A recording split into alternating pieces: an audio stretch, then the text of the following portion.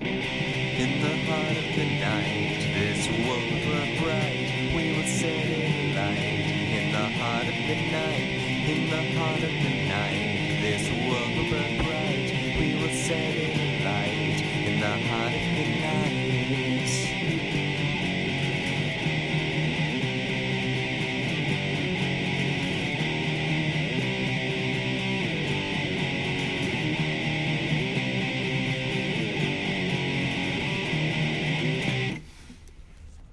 Hello everyone, I am Anthropomantic Fiend and I do horror-related things on the internet. So today I am going to be reviewing a movie that does not star Bela Lugosi. Kind of past that stage in this box set. Still Bela Lugosi movies coming up, just not as constantly as they were before. Today we're reviewing Carnival of Souls. This is a movie that came out in 1962. I'm pretty sure it was fairly low budget. It's another black and white one. There's this woman who's in the car with a few other people, and she gets into some kind of road race with some other people. Don't really know why, but they do.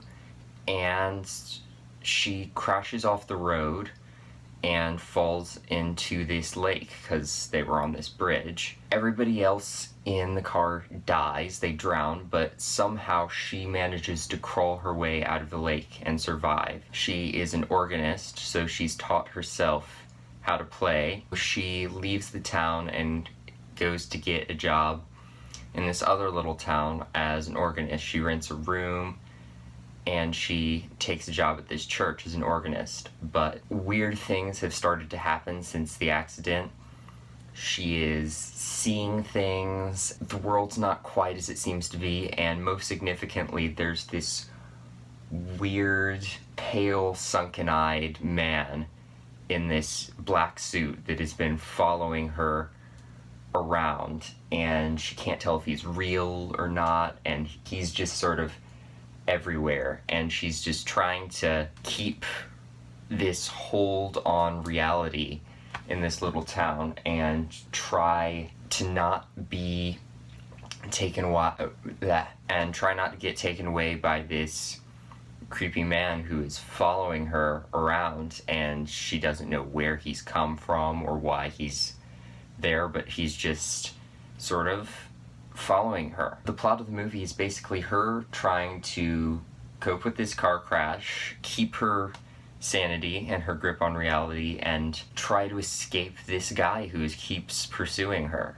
And it's pretty cool. The soundtrack to this movie is amazing. I love this movie's soundtrack. It really makes really good use of the soundtrack because there are lots of periods of silence in the movie, and these are usually fairly mundane, realistic scenes, but then the music will start to creep into the scenes, and it's this weird sort of dissonant, unusual carnival music. It's like a carnival organ or something. It's interesting because aside from that music, the only other music you get in the movie is stuff that people are listening to on a jukebox or a radio, and that's only in 2 other scenes. And the rest is organ music, and that's either the score in the background or that's her playing, and the two kind of flow in and out of one another, and you can't always tell which is which. Because there's a scene where she's driving to the new town, and she's listening to just some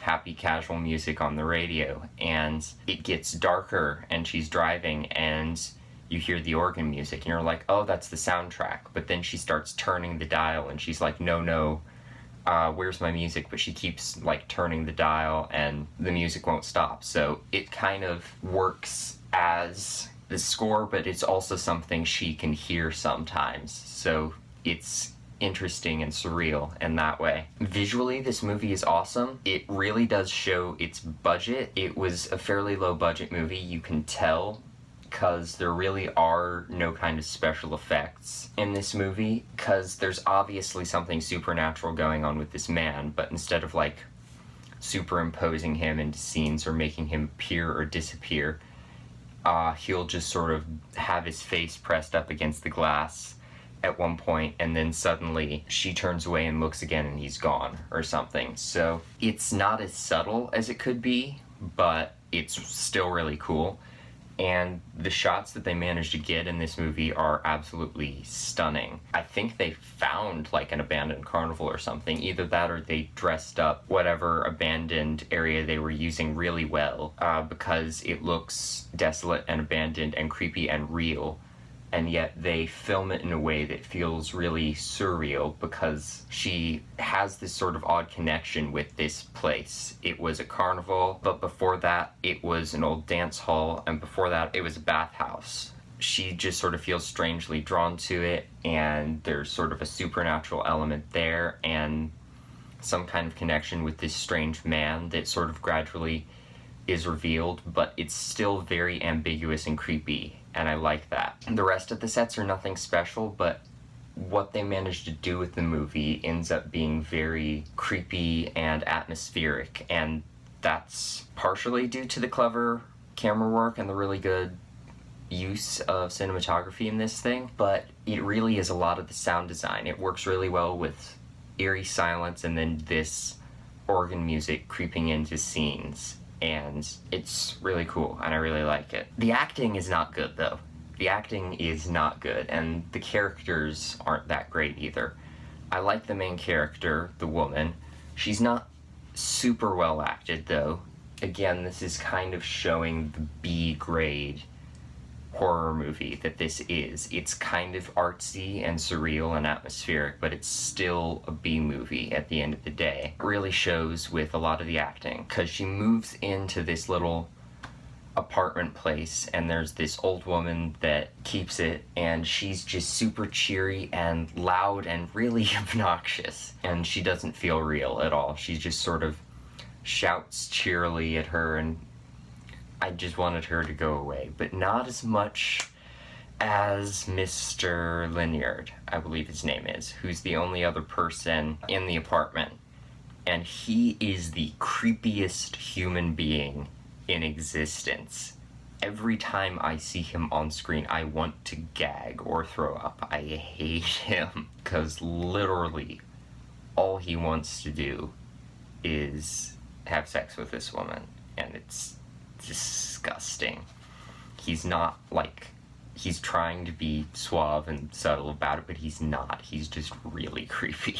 She's literally in the shower when he first knocks on the door, and he's already like peeked through the keyhole, and he like peeks when she's getting changed, and it's no, I hate him. And then later he just kind of barges in and knocks on her door in the morning. Is like, here, you want coffee? And it's in these 2 coffee mugs that he's never washed, because he says that kills the flavor. And then he asks her if he wants, she wants a shot of dope in her coffee, and it's just, no, I hate him. I hate him so much.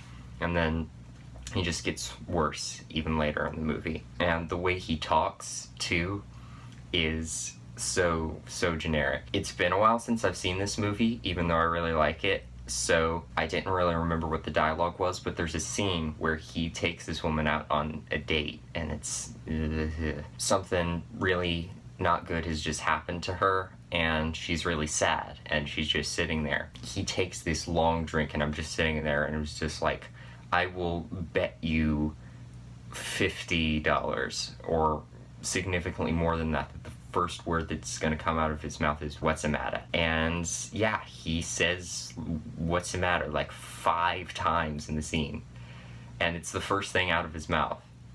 And it's just, I called it. And it's just, Like, what's the matter? Don't you drink? and he's so predictably creepy too, but I don't want to talk about him anymore because I hate him, but at the same time he's hilarious, so I do want to talk about him. But I need to talk about the other characters. She's taken a job as a church organist, so you've got priest character there, and he's just so very generic and wholesome. His lines kind of write themselves as well. Please welcome to our church, and I don't even know. I don't even know what I'm trying to say, but I wrote down some of his lines, one of which I'm not going to spoil because it's great, and it also ties to a significant spoiler part of the movie, but it's just like, My dear, you cannot live in isolation from the human race. because this woman just sees this organ playing as a job. She just wants something to keep her going. She doesn't really want contact with other people. It's kind of understandable considering the kind of people that live in this town, especially Mr. Linyard, because I hate him. She goes out on a date with him, not because she likes him, but because she doesn't want to be left alone so that the man can attack her. She doesn't even know what he's gonna do. He's just sort of this creepy corpse guy that suddenly appeared and is pursuing her, and she doesn't know why at all, and it's creepy. But honestly, I would probably take him over Mr. Linyard, because Mr. Linyard is the worst human being to ever walk the earth. Anyway, this woman decides that she is gonna go on a date with this creepy guy just because she doesn't want to be left alone. But at the same time, that's all she wants. She wants this solitary life to herself with minimal human reaction. She doesn't want a relationship. That's not what she's interested in life at all. And the rest of the world is like, something's wrong with you. She just kind of is very strong-willed about it, and she's just like, no, I'm gonna live my life solitary and my way, and I really sort of respect her for that. But she can't do that, because if she lives her life in isolation, she's going to get cut off from reality, and she doesn't want to lose her grip on reality, which is why she goes to these people to not be left alone. But even that doesn't quite work, which is the especially creepy part about that. And I'll get to that in the spoiler section. The story is simple, but it's done in a very atmospheric way, and it's very eerie and surreal. And yeah, the movie definitely feels low budget, and it's not a perfect movie, but this one's a classic for a reason, and I highly recommend it to anybody who's a horror fan. I don't know if you'll enjoy it. There isn't even really much of a body count, so if you're into kills and high body counts and gore and violence and stuff, this is not a movie for you, but I think you should at least check it out, because it's a very important part of horror history. This thing has influenced the likes of Romero and David Lynch and a bunch of other people. It's influenced me in my creation of various things as well. I think it even influenced Alice Cooper in the early days when he and the Alice Cooper Band were doing music. This movie's highly influential, and I really like it. It's not for everybody, but I still think it's worth a watch. That is my review of Carnival of Souls, at least the spoiler-free part. Without further ado, here are my spoilers for the movie. Not only is this creepy guy pursuing her, but there are moments in the movie where reality kind of cuts out. The screen will ripple and the entire world will go silent, and she can't talk to anybody. There's just no sounds except her talking and the creepy organ music in the background. She's just trying to figure out what the hell is happening, and then she runs outside and sits under a tree for a while until the sound in the world comes back, and then she is like, oh thank God, and goes up to a water fountain, and there's a guy in a black suit standing there, and she looks up and she drops her stuff and she screams, and it's inferred that it's the creepy man who she's been seeing in various places. And then she looks up again and it's a completely different guy, and he's just like, I just wanted to drink out of the water fountain. But she's screaming there in the middle of the street, and she meets this doctor. He's not a psychiatrist. He explicitly says he's not a psychiatrist, so he doesn't totally know what she's going through, but he tries to take her in and make her feel better and talk to her. There's a moment where he swivels his chair around to take notes, and you know this is the setup for something that's going to happen later, but she's talking to this guy, and everybody's been telling her this thing is in her imagination, but it's just too significant for her to believe that. And this is the other point where She talks about feeling cut off from the world, and he's like, do you think this man represents like a father figure, or is it a boyfriend or something? And she's like, no, I don't have boyfriends. That's not a thing that I do. I'm not interested in relationships. I want to live life my way, but I don't want to be left alone in this weird shadow realm that I'm somehow being stuck in. That whole relationship is set up, and then she goes back to her job as the organ player, and this scene is the highlight of the movie, in my opinion. This is where she is playing this church music at the organ at some kind of evening service or preparation for an evening service. She is playing this normal music, but then it starts to sort of shift into the creepy music, and she sort of looks at her fingers and she's like, what are you doing, fingers? Stop. And then she starts playing again, and then it shifts gradually into the creepy music again, and she starts seeing visions of the carnival because she's visited the carnival in a previous scene to kind of purge her mind of thoughts of this place and just convince herself it's just an ordinary carnival, which she has basically. But then she starts seeing it again and her mind drifts back there, and she's kind of like thrown a stone or a penny or something into this pond there, and you see in her reflection down there this creepy man. It doesn't seem like she sees it, but we see it. He like shows up in reflections a lot in this movie, which is cool. We see what she sees as she's playing the organ, and her mind goes back to the abandoned carnival, and we see this guy rising up out of the water and a bunch of other corpse-like people with sort of dark circles around their eyes like him rising out of the water, and they start to dance, and it's hyper sped up, and you can tell that this is the dance hall. And he starts walking towards her in this vision, pushes his hands forward, and she's just playing and she can't stop. And then we see these hands come down on her hands, and she's like, oh God, and it's like, oh God, he's here. And then it pulls up, and it's the pastor or the priest or whatever of this church, and he just starts going, profane, sacrilege, and just talking about how blasphemous this music she's playing was.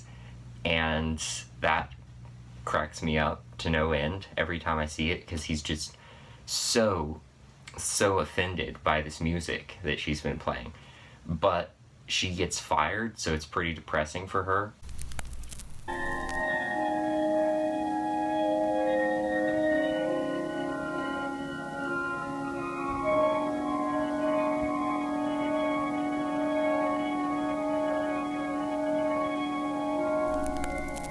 My camera stopped recording. I don't totally know why, but she goes on this date with him, and then they go home, and he's obviously gonna try to have sex with her, and it's gross. They're in her apartment room, and he's kind of creeping up on her and is kissing her neck, and then it pulls out, and it's the creepy man, and she starts screaming, understandably. That's one of the really cool, creepy scenes in the movie that I like. He's upset, and he's like, oh great, I'm dating a crazy woman, and he leaves. And she freaks out because she doesn't want to be left alone in the middle of the night, and she like barricades herself in, and that's one of the most creepy things in the movie, just sort of seeing her that paranoid and not able to do anything about it because like people she knows are turning into this guy. And then she officially decides to leave town, and she tries to go to get a ticket for the bus. But when she tries to do that, the weird thing where the entire world goes silent happens again, so she can't ask for a bus ticket. She decides she's gonna drive out of town, but then she needs to stop and get gas, and she gets pursued by this creepy man again, and she screams and runs away and runs back to this doctor who she's been seeing and starts talking to him about the horrible stuff that's been happening. Then he's had his back to her this whole time, like he had before, taking notes, but he hasn't said anything. And then he just swivels around, and it's the man, and she screams and starts running. And then in this big finale, we just see all of these different corpses as she winds up back at the carnival again. She sees them dancing, slower this time, and we see who the partner of this man is, and it's her, and she's already dead. And then she screams and runs away, and they all pursue her, and she ends up in the water. And we just see these guys talking about this, and they're like, the footprints lead up to here, and then nothing. And then this guy finds this car. It's just like it was before, but she's dead inside with all these people just like she was before. So sort of the implication was that she was meant to die from the very beginning, but she didn't. So these people were trying to reclaim her so she could come and dance in the Carnival of Souls with the dead. And it's a little bit cheesy, but it's honestly really cool. Once again, I really hope you check this movie out. I'm a little nervous that my camera's just going to randomly cut out again, because that freaked me out when it happened before. But yeah, that's my review of Carnival of Souls. Thank you for watching this video, and hopefully I will see you in another one. Bye.